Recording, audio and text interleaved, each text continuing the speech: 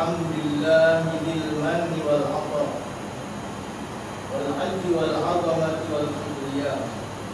Ahmaduhu ta'ala wa ashkuruh wa atubu ilayhi wa astaghfiruh. Wa as'aluhu fi hadhihi dunya kashfal bala'i wa tawalin ni'mah wa fil akhirati husnal 'uqba wa 'azimal jazaa. Asyhadu an la ilaha illallah Asyhadu anna Muhammadan abduhu wa rasuluh. Allahumma shalli wa sallim ala sayyidina Muhammad wa ala alihi wa sahbihi wa tabi'in wa man tabi'ahum bi ihsan wa saru ala nahjihim wa sallim tasliman katsira. Qala Allah ta'ala, a'udzu billahi minasy syaithanir rajim. Innama amwalukum wa auladukum fitnah wallahu 'indahu ajrun 'azim. Amma ba'd. Ya ayyuhal muslimun, ittaqullaha haqqa tuqatih wa la tamutunna illa wa antum muslimun. Jemaah sekalian, marilah kita berusaha untuk menjadi orang yang benar-benar bertakwa kepada Allah dengan melaksanakan segala perintahnya dan segera meninggalkan segala larangannya. Ingatlah, sesungguhnya hanya dengan ketakwaan sahajalah insya-Allah kita akan benar-benar hidup berbahagia, sama ada di dunia ini lebih lagi di akhirat kelak. Sidang jemaah yang dirahmati Allah, harta benda yang kita miliki boleh menjadi nikmat, dan harta benda juga boleh bertukar menjadi musibah kepada kita. Dengan harta benda manusia boleh lakukan berbagai-bagai kebajikan yang mendapat pahala, dan dengan harta benda juga manusia boleh melakukan berbagai-bagai dosa dan beda. Manusia yang beriman akan melakukan berbagai amal ketaatan untuk mendapatkan harta, supaya dengan harta itu dia dapat bertakarruf diri dengan Allah Subhanahu wa taala. Manakala manusia yang tidak beriman akan melakukan berbagai-bagai pembohongan dan penipuan, sanggup mendurhakai Allah Subhanahu wa taala untuk mendapat harta, dan dengan harta benda itu beliau akan melakukan berbagai-bagai kejahatan. Islam amat menggalakkan umatnya bekerja keras, berusaha bersungguh-sungguh mengikut batasan syariat supaya menjadi orang yang berharta, kerana dengan harta yang dimilikinya membolehkannya berinfak dan melakukan bermacam-macam amal jariah sebagai ibadah kepada Allah Subhanahu wa taala. Islam juga melarang umatnya berturut-turut hidup dihimpit kefakiran kerana hidup dalam kemiskinan itu. Jika tersilap langkah disebabkan fakir boleh menyebabkan seorang menjadi kufur kepada Allah Subhanahu wa taala. Sidang jemaah sekalian, Rasulullah sallallahu alaihi wasallam menjelaskan bahawa pintu rezeki kita akan terbuka luas sekiranya kita rajin berinfak ke jalan yang diridhai Allah Subhanahu wa taala. Dari Anas bin Malik radhiyallahu anhu, Rasulullah sallallahu alaihi wasallam bersabda, "Inna mafatihal rizqi mutawajjihatun nahwal 'arsy, wa yunzilullahu ta'ala 'alan nasi arzaqahum 'ala qadari nafaqatihim. Faman kassara kusir lahu, wa man qallala qulila lahu." Rawahu Daraqutni. Artinya sesungguhnya kunci-kunci rezeki itu menghadap ke arasy Allah Subhanahu wa taala. Maka Allah akan turunkan rezeki kepada hamba-Nya mengikut kadar perbelanjaan mereka, sekiranya mereka banyak berinfak ke jalan yang diridhai Allah Subhanahu wa taala. Allah akan memperbanyakkan rezeki kepadanya, sekiranya dikurangkan infak ke jalan Allah, maka Allah akan kurangkan rezekinya. Hadis riwayat Bukhari. Sidang jemaah sekalian, dewasa ini alhamdulillah kita sama-sama bersyukur kerana ramai anak bangsa dan saudara seagama dengan kita telah menjadi kaya raya. Dalam bab ini umat Islam sudah boleh berdiri sama tinggi dengan bangsa lain. Kita amat-amat mengharapkan mereka menjadi orang kaya yang bersyukur menjadi kaya dengan cara berusaha untuk mendapat kekayaan dengan tidak membelakangkan batasan halal dan haram. Dan mereka tidak pula membelanjakan harta kurniaan Allah Subhanahu wa taala itu ke jalan yang dimurkai Allah. Hari ini kita dapat dengar di sana sini ramai umat Islam yang tampil menghulurkan berbagai-bagai bantuan dan amal jariah bagi menunaikan kewajiban hak yang wajib ditunaikan sebagai orang yang berharta, seperti mengeluarkan zakat harta, membantu anak-anak yatim, golongan-golongan fakir dan mustad'afin, melanjutkan pelajaran sehingga ke luar negara, memberi modal awal perniagaan kepada peniaga-peniaga untuk memulakan perniagaan, membiayai perbelanjaan untuk menganjurkan majlis-majlis ilmu, membayar segala bil-bil yang ditanggung oleh masjid, membantu masa bencana alam, sama ada dalam juga di luar negara dan berbagai-bagai lagi. Sidang jemaah yang dirahmati Allah. Walaupun ramai umat Islam yang Allah berikan hidayah kepada mereka dengan menggunakan kurniaan Allah untuk kepentingan Islam dan maslahah umat Islam, namun tidak sedikit juga di kalangan kita yang kurang terpanggil untuk menyumbangkan sebahagian harta yang Allah tumpangkan di tangan kita sekadar yang kita mampu untuk kepentingan agama dan saudara Islam dengan kita. Janganlah kita tunggu untuk bergelar jutawan barulah kita akan mula menderma ke jalan kebajikan, kerana dibimbing nyawa kita dipanggil pulang ke rahmatullah sebelum kita bergelar jutawan. Apatah lagi jika kita seorang anak. Jangan tunggu sehingga tangan ibu dan bapa kita tergenggam kaku, tidak boleh dibuka lagi jari jemari mereka, barulah kita akan berikan sesuatu kepada mereka. Sekiranya kita dianugerahkan harta, marilah kita sama-sama bermuhasabah di atas harta yang kita miliki. Jangan sampai kita terlalu berkira sehingga langsung tidak dibelanja ke jalan Allah. Apatah lagi halnya sekiranya kita diamanahkan untuk menguruskan harta awam seperti tabung masjid dan seumpamanya. Janganlah kita berbukan di dalam akaun bank tanpa dibelanjakannya. Nabi Allah Daud alaihi salam memohon beberapa perkara dari Allah Subhanahu wa taala. Di antaranya baginda bersabda, Allahumma inni a'udzubika min mal takunu musbi'atan li ghairi wa kana hisabuhu alayya fi qabri. Artinya aku memohon kepadamu ya Allah dari memiliki harta yang banyak sedangkan ianya dinikmati oleh mereka yang masih hidup, sedangkan perkiraannya ataupun hisabnya ditanggung oleh aku seorang diri di dalam kuburku.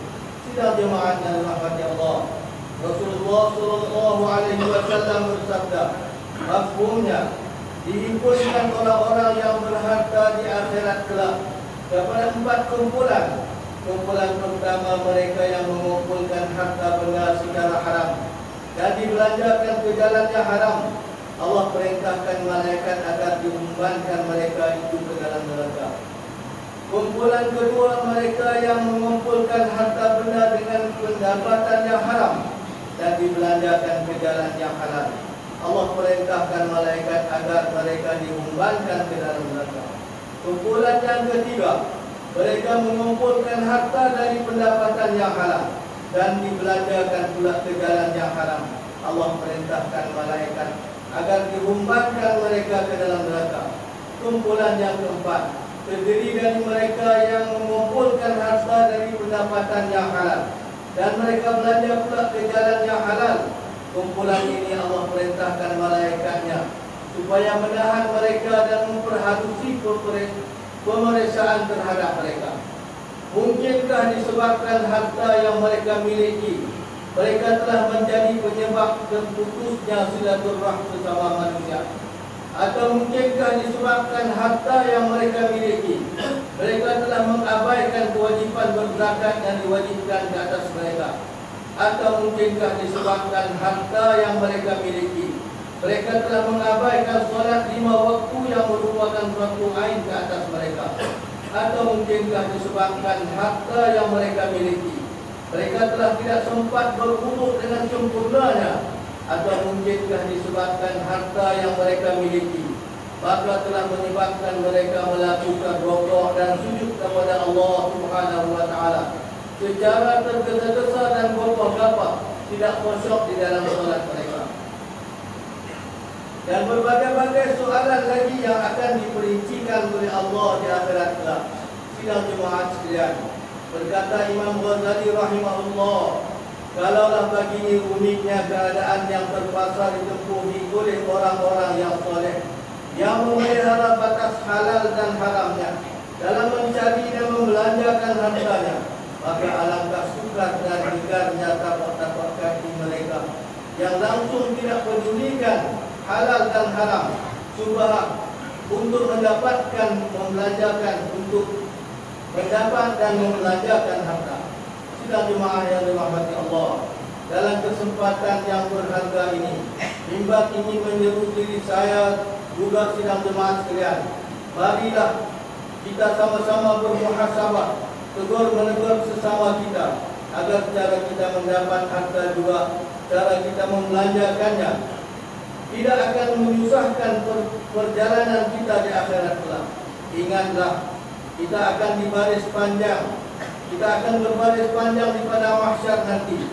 Semoga harta kita akan membantu untuk melancarkan perjalanan kita di saat kita bersesat-sesat di mahsyar nanti.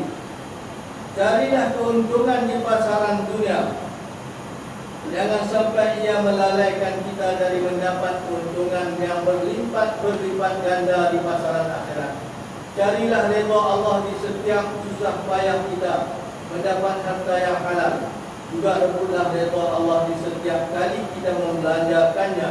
Semoga harta yang Allah tumpangkan dalam milik kita akan mendekatkan kita dengan Allah, mendekatkan kita sesama kita, dan juga mendekatkan kita dengan jalan-jalan menuju ke surga Allah Subhanahu wa taala. A'udzubillahi minasyaitonir rajim. Ya ayyuhalladzina amanu la tulhikum amwalukum wa la auladukum an dzikrillah wa man yaf'al dzalika fa ulaika humul khasirun. Maksudnya, wahai orang-orang yang beriman, janganlah kamu lalai, janganlah kamu dilalaikan oleh urusan harta benda kamu dan anak pinak kamu daripada mengiati Allah dengan menjalankan perintahnya. Dan ingatlah, sesiapa yang melakukan demikian maka mereka itulah orang-orang yang rugi.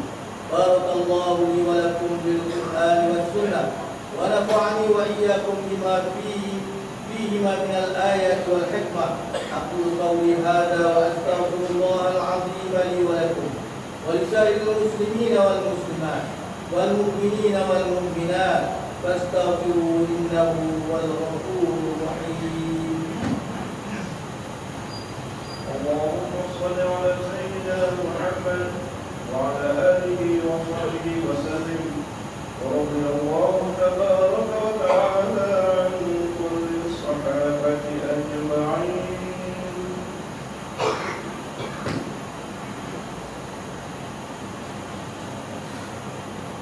الحمد لله الذي أنزل على عبده الكتاب ولم يجعل له عوجا قيما لينذر بأسا شديدا من لدنه ويبشر المؤمنين الذين يعملون الصالحات أن لهم أجرا حسنا. وأشهد أن لا إله إلا الله وحده لا شريك له وأشهد أن محمدا عبده ورسوله. اللهم صل وسلم على هذا النبي الكريم محمد وعلى آله وأصحابه أجمعين. أما بعد فيا إخوان المسلمين، اتقوا الله سبحانه وتعالى حيثما كنتم واعلموا أن الله بما تعملون بصير. Sidang jemaat dan dirahmati Allah, sekali lagi saya berseru diri saya dan tuan-tuan para jamaah sekalian, marilah kita sama-sama mempertingkatkan iman dan takwa kita kepada Allah Subhanahu wa taala. Walaupun di mana kita berada, kerana sesungguhnya Allah Subhanahu wa taala itu Maha mengetahui dan Maha melihat segala perbuatan dan amalan kita, sama ada zahir maupun batin. Mudah-mudahan kita senantiasa berada di dalam rahmat peliharaan Allah Subhanahu wa taala. Amin ya rabbal alamin. A'udzu billahi minasyaitonir rajim. Innallaha wa malaikatahu yusholluna 'alan nabi. Ya ayyuhalladzina amanu shallu 'alaihi wa sallimu taslima. Allahumma shalli 'ala sayyidina Muhammad wa 'ala ali sayyidina Muhammad kama shallaita 'ala sayyidina Ibrahim wa 'ala ali sayyidina Ibrahim wa barik 'ala sayyidina Muhammad wa 'ala ali sayyidina Muhammad kama barakta 'ala sayyidina Ibrahim wa 'ala ali sayyidina Ibrahim fil 'alamin innaka Hamidum Majid. Warḍallahu 'anil khulafa'ir rasyidin ساداتنا أبي بكر وعمر وعثمان وعلي وعن بقية الصحابة والقرابة والتابعين ومن تبعهم بإحسان إلى يوم الدين. اللهم اغفر للمؤمنين والمؤمنات والمسلمين والمسلمات الأحياء منهم والأموات إنك سميع قريب مجيب الدعوات وقاضي الحاجات. ربنا اغفر لنا ولإخواننا الذين سبقونا بالإيمان ولا تجعل في قلوبنا غلا للذين آمنوا ربنا إنك رؤوف رحيم.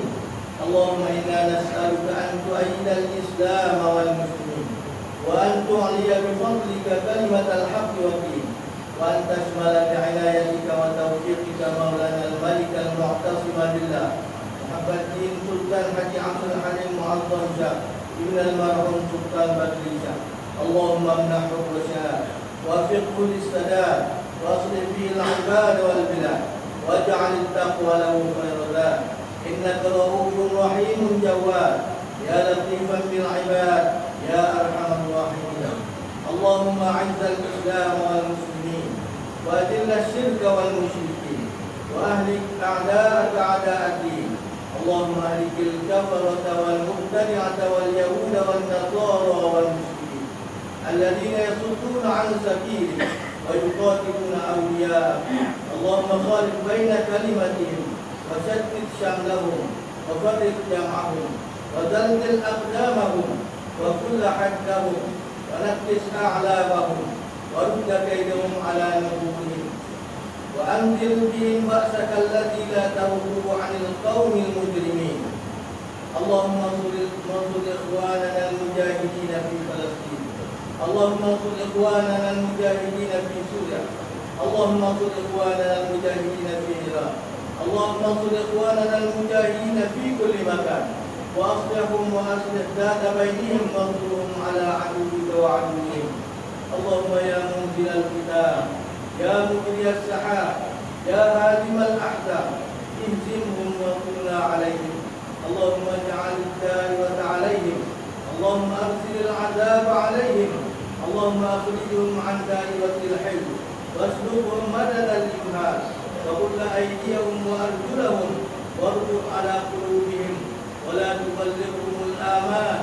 يا عظيم السلطان يا قديم الإحسان يا دائم النعم يا باسط الرزق يا كثير الخيرات يا واسع العطاء يا دافع البلاء يا سامع الدعاء.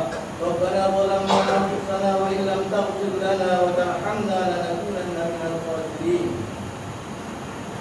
ربنا آتنا في الدنيا حسنة وفي الآخرة حسنة وقنا عذاب النار. عباد الله إن الله يأمر بالعدل والإحسان وإيتاء ذي القربى واليتامى وينهى عن الفحشاء والمنكر والبغي يعظكم لعلكم تذكرون.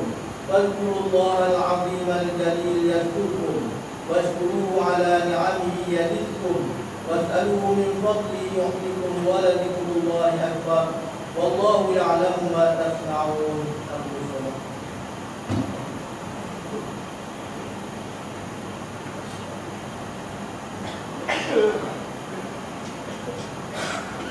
الله أكبر الله أكبر أشهد أن لا إله إلا الله أشهد أن محمدا